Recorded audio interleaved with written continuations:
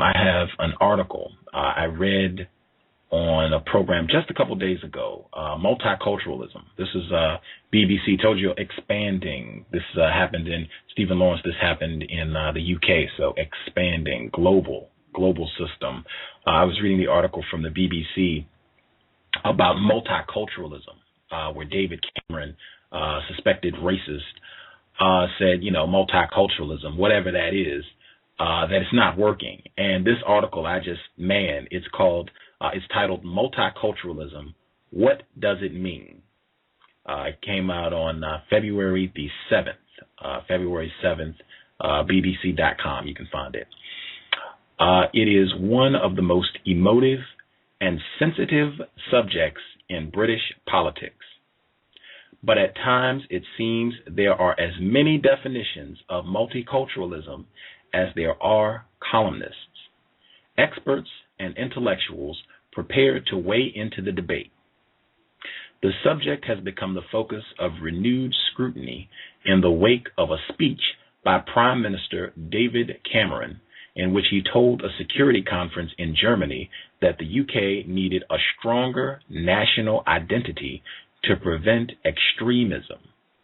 In his speech, which has provoked a political storm, Mr. Cameron defines the doctrine of state multiculturalism, in quotes, as a strategy which has, in quotes, encouraged different cultures to live separate lives apart from each other and apart from the mainstream, end quote. This characterization is not new. In 2004, Trevor Phillips, who is a non-white male, I believe this should be a cowbell. I will check, but I think that is true.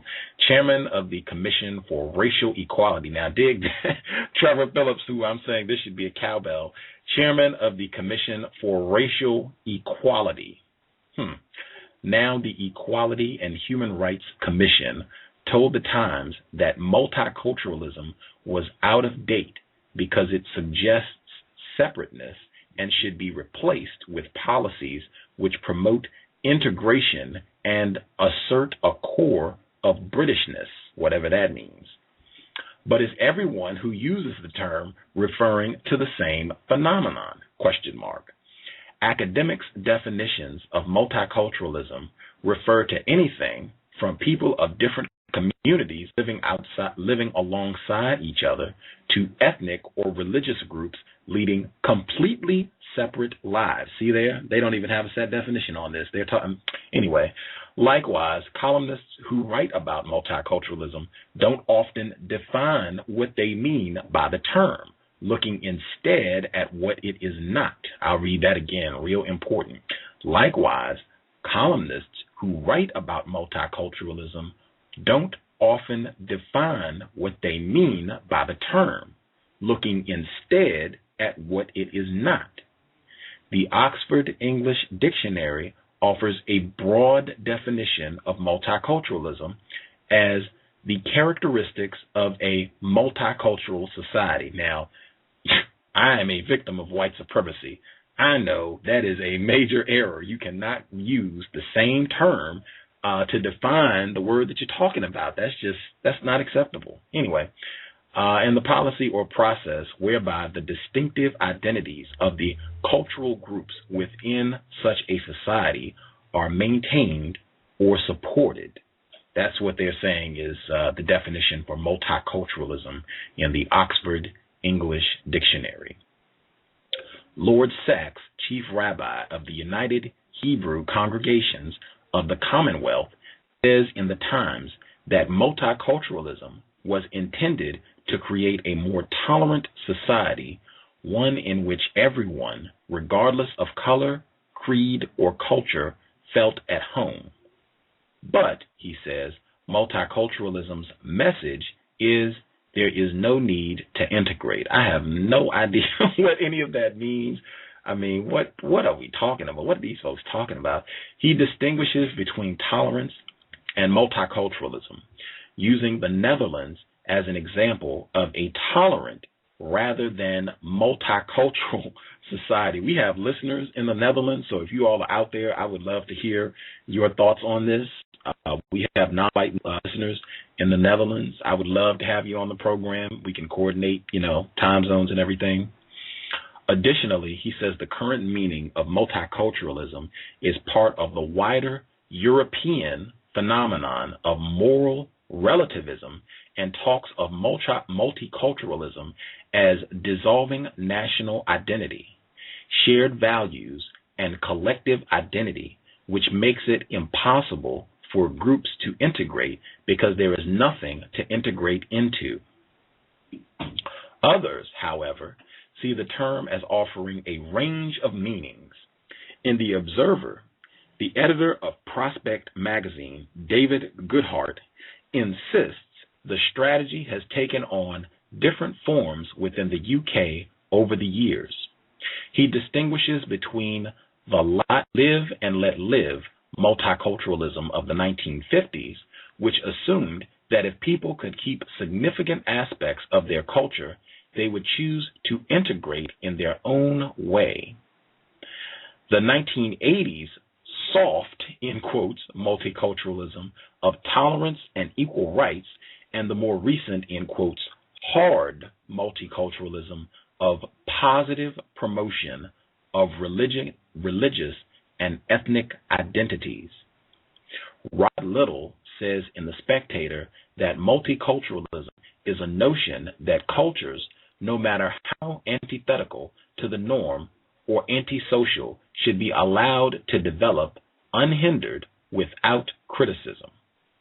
Melanie Phillips takes this argument further in the Daily Mail, arguing that multiculturalism is a form of reverse racism and sickeningly hypocritical. However, Maudlin Bunting of The Guardian says Mr. Cameron has offered a straw man version of multiculturalism. Instead of promoting segregation, she says, it is a matter of pragmatism, reaching out organizations within ethnic communities who can help the government achieve its goals of maintaining good community relations.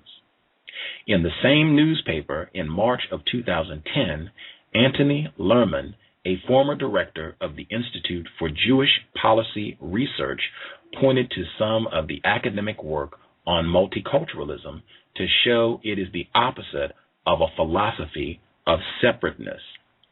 He cited Professor Bhikkhu Parik's definition, which says, far from putting people into ethnic boxes, multiculturalism is a fusion in which a culture borrows bits of others and creatively transforms both itself and them.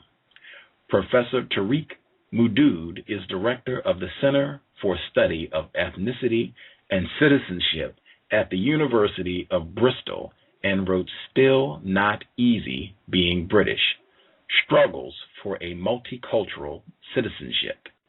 He says in a Runnymede Trust web chat that multiculturalism has many meanings, but the minimum is the need to politically identify groups, typically by ethnicity, and to work to remove stigmatization, exclusion, and domination in relation to such groups. The debate around multiculturalism may be an important one, but while public discussion of the subject may become more familiar, there remains little consensus about what the word actually means. I will tell you, I feel like I have run a marathon. They have so many buckets and buckets of words and titles to all get to the conclusion that we are all throwing this term around and everybody has a different definition. Most people are not defining it at all. It's very emotional. They started with that. I'll go back and I'll read the first sentence and the last sentence just to kind of, woo, beautiful about how racist man and racist woman get down worldwide. First sentence, multiculturalism is one of the most emotive and sensitive subjects in British politics. Last sentence,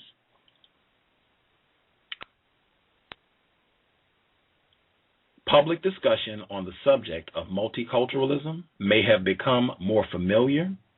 However, there remains little consensus about what the word actually means. That is, outstanding work and a wonderful environment for anyone who is about deception. When you can get people who are upset and emotional and they're confused about what they're talking about, you are going to be able to run amok on those folks, and they know what they're doing. To have white people in different areas of the world all simultaneously complaining about so-called multiculturalism, this is just racist code. That's, in my opinion, this is just flat racist code, and they have a lot of these little words that they toss out. I would even say that I suspect the term acceptance is another one.